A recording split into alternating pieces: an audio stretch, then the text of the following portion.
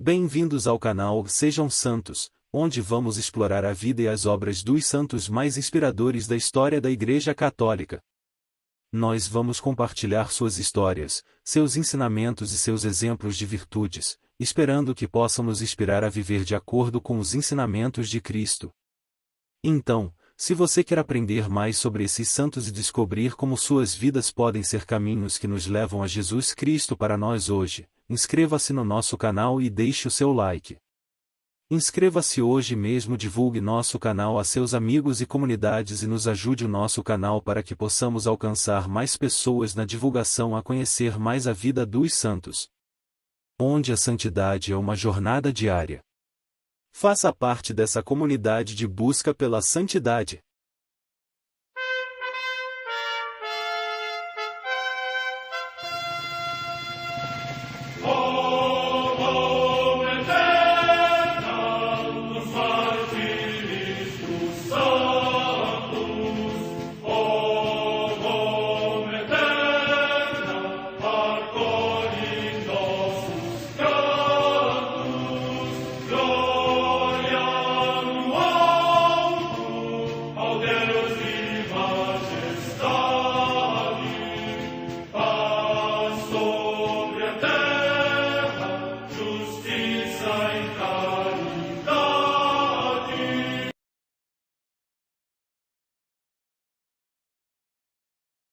Ler a vida dos santos desperta em nós o desejo de seguir a Cristo. Através de suas vidas podemos aprender as virtudes, a sabedoria e o amor de Deus. Cada santo nos oferece um modelo de vida a ser imitado, como diz São Paulo na carta aos Hebreus, capítulo 12, versículo 1. Estamos rodeados por uma nuvem de testemunhas. A Igreja foi fundada por nosso Senhor Jesus Cristo não apenas como uma instituição, mas uma autêntica família.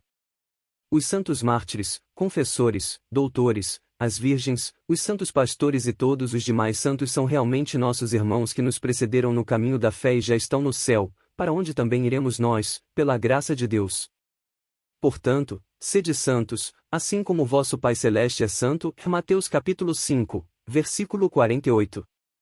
Hoje, dia 26 de maio, celebra a Igreja a vida desse grande santo, São Felipe Neri. A Santa Madre Igreja celebra também nesse dia os santos. Também em Roma, Santo Eleutério, Papa, a quem os célebres mártires de Leão, então detidos no cárcere, escreveram uma nobre carta sobre a conservação da paz na Igreja. Morte no ano 189. Também em Roma, no cemitério de Priscila, junto à Via Salária Nova, São Simétrio, mártir. Data da morte incerta. Em Todi, na Úmbria, região da Itália, Santa Felicíssima, mártir. Morte entre os séculos III a IV. No território de Auxerre, na Gália, hoje na França, a paixão de São Prisco e companheiros, mártires. Data da morte incerta. Em Cantuária, na Inglaterra, o sepultamento de Santo Agostinho, bispo, cuja memória se celebra amanhã. Morte entre o ano 604 a 605. No território de Lyon, na Gália, atualmente na França, a paixão de São Desidério, bispo de Vienne, que, por ordem da rainha Brunilde, a quem ele censurava as suas núpcias incestuosas e outras perversidades, foi relegado para o exílio, e depois, apedrejado por ordem da mesma rainha, recebeu a coroa do martírio. Data da morte no ano 606. No mosteiro de Saint-Papou, também na Gália, hoje na França, São Berengário, monge. Morte no ano 1093. Em Vence, na Provença, também na atual França, São Lamberto, bispo, anteriormente monge de Lerins, que foi pródigo para com os pobres e amigo da pobreza. Morte no ano 1154. Em Siena, na Etrúria, hoje na Toscana, região da Itália, o beato Francisco Patrizzi, presbítero da Ordem dos Servos de Maria, que se dedicou com admirável zelo à pregação, à direção das almas e ao ministério da penitência. Morte no ano 1328. Em Pistoia, também na Etrúria, atualmente na Toscana, o beato André Franchi, bispo, que, depois da epidemia da peste negra, como prior da Ordem dos Pregadores, restaurou a vida regular nos conventos da sua ordem nesta região e aprovou na sua cidade as Irmandades de Penitentes para promover a paz e a misericórdia. Morte no ano 1401. Em Quito, no Equador, Santa Mariana de Jesus de Paredes, virgem, que consagrou a Cristo a sua vida na Ordem Terceira de São Francisco e se dedicou com toda a energia a socorrer os pobres indígenas e os negros. Morte no ano 1645.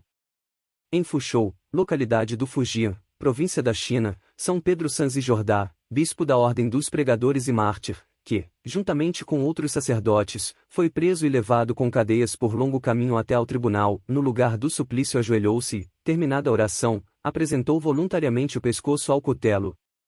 Morte no ano 1747. Em Seul, na Coreia, São José Chansongjib, mártir, que exercia o ofício de farmacêutico e, encarcerado por se ter convertido à fé cristã, morreu vítima de crudelíssimos tormentos. Morte no ano 1839. Em Dong Oi, cidade do Anami, no atual Vietnã, os santos mártires João Doan Trinh Oan, presbítero, e Mateus Nguyen Van Phuong, pai de família e catequista, que tinha hospedado seu companheiro de martírio, pela sua fé, foram ambos torturados e cruelmente degolados no tempo do imperador Tuduk. Morte no ano 1861. Em Numionio, localidade do Uganda, Santo André Kagva, mártir, diretor dos tocadores de tímpano do rei Mvang e seu familiar, que, recém-convertido à fé cristã, ensinava aos nativos e catecúmenos a doutrina do Evangelho e por isso foi cruelmente assassinado. Morte no ano 1886. Em Takagiungi, também no Uganda, São Ponciano Nondvi, mártir, que era guarda do reino e, quando já começara a perseguição, recebeu o batismo, foi imediatamente metido no cárcere e morreu trespassado por uma lança quando era conduzido à colina do suplício. Morte no ano 1886. A vida de São Felipe Neri. Imagem é poética. Na Cidade Eterna, um jovem estudante, piedoso, um futuro santo, aureolado de virtude, lendo ao clarão da lua. Um jovem lendo ao clarão da lua. Nasceu São Felipe Neri em Florença, em 15 de julho de 1515, e morreu no dia 25 de maio de 1595. Durante 30 anos passou todas as suas noites nas catacumbas de Roma. Quando encontrava as igrejas fechadas, fazia suas orações nos pórticos dos templos. Mais de uma vez foi visto fazendo leitura ao clarão da lua. A imagem é poética. Na Cidade Eterna, um jovem estudante, piedoso, um futuro santo, aureolado de virtude, lendo ao clarão da lua. É preciso lembrar que, naquele tempo, não havia iluminação pública nas ruas, a qual só teve início pelo século XVII. Por outro lado, era muito dispendiosa a iluminação no interior das casas, devido ao elevado custo das velas. De maneira que as pessoas eram obrigadas a se deitar cedo. Representava, então, sinal de virtude um rapaz comprometer a sua vista e ler ao clarão da lua. Em Roma, porém, esse esforço se fazia de modo mais poético, porque o moço se sentava sobre ruínas, em cima do capitel de uma velha coluna romana, afagando com a mão a cabeça de um leão de pedra trazido do Egito, com algumas plantas nascendo pelo meio. Enfim, todo o ambiente da Roma antiga com sua pitoresca e artística desordem. A elevação de trato entre dois santos. No dia de Pentecostes de 1545, como ele suplicasse ao Espírito Santo de lhe conceder seus dons, sentiu seu coração abrasar-se, e não podendo suportar o excesso desse abrasamento, jogou-se no chão. Quando se levantou, levou a mão ao peito, seu amor era tanto, que este havia estufado e se distanciado do coração. Quando da sua morte, em 1595, os médicos abriram o seu tórax para examinar o milagre e descobriram que 2 costelas tinham se rompido por cima do coração e não se tinham fechado, tal entusiasmo do amor de Deus que ele sentirá. Depois dessa bem-aventurado Pentecostes, o santo experimentou uma contínua palpitação de coração todas as vezes que se ocupava das coisas divinas. Muitos e nobres personagens, estimulados pelo exemplo desse simples leigo, entraram em ordens religiosas. Assim, Santo Inácio de Loyola, que o conheceu, afetuosamente o censurava por continuar secular. E o comparava ao sino, que trazia todo mundo para dentro da igreja, mas ele próprio nunca entrava. Note-se o xiste amável, leve e gracioso de um santo para com outro. O que podia ser a conversa de um santo que tinha sido profundamente imbuído pelos dons do Espírito Santo, com outro a quem Nossa Senhora havia ditado os exercícios espirituais na Gruta de Manresa? Isso era a conversa, perto da qual o tati-bitate de nossos dias não é nada.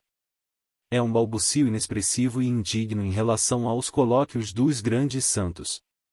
Procurar os bens espirituais para quem deles carece. Uma noite, como ele ia, segundo seu costume, à casa de uma pessoa nobre, mas arruinada, para levar alguma provisão de víveres, encontrou uma carruagem no seu caminho e, querendo dar passagem ao veículo, ia cair dentro de um buraco muito profundo. Mas o anjo do pobre a quem ele ia socorrer velava sobre ele. E o anjo o suspendeu miraculosamente no ar, impedindo de cair no buraco. O fato é extremamente significativo. Imagine-se São Felipe Neri andando pelas ruas de Roma, levando esmolas para um pobre, e o anjo da guarda da pessoa favorecida o acompanhando. Poder-se-ia perguntar, por que São Felipe não foi socorrido pelo seu próprio anjo da guarda, mas pelo do pobre? Primeiro, porque o pobre era o interessado em que seu benfeitor chegasse até ele. Em segundo lugar, porque Deus queria dar a entender, por essa forma, quanto era grata a esmola que ele ia levar ao indigente. De fato, o fazer bem aos necessitados nos dá direito a uma assistência especial da parte de Deus, nosso Senhor. Porém, se o socorro oferecido aos carentes que não possuem bens materiais, ou os possuem poucos, é algo tão bom, quanto mais é dar assistência aos que não têm bens da alma.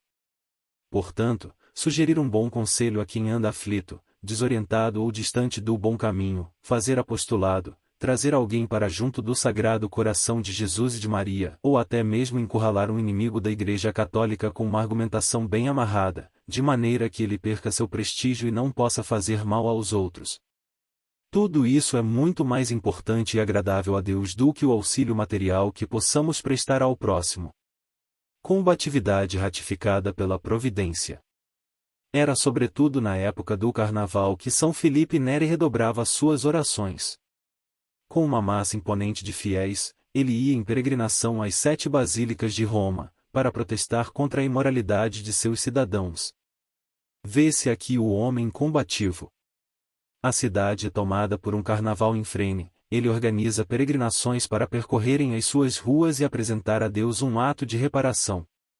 É um contra-carnaval. Não são meros sermõezinhos tímidos dentro da igreja a respeito dessas festas imorais. E mesmo essas modestas pregações desapareceram.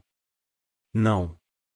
Era uma oposição corajosa e direta. Façamos nós as nossas procissões para protestar contra o carnaval. Assim é que se combate. Isso é luta. E tão revestida de méritos que a própria providência houve por bem aprová-la, de um modo surpreendente, como atesta o biógrafo de São Felipe. O cardeal vigário fez chamar o santo, já então sacerdote, e, depois de lhe ter censurado fortemente suas peregrinações, proibiu-lhe de ser confessor durante 15 dias.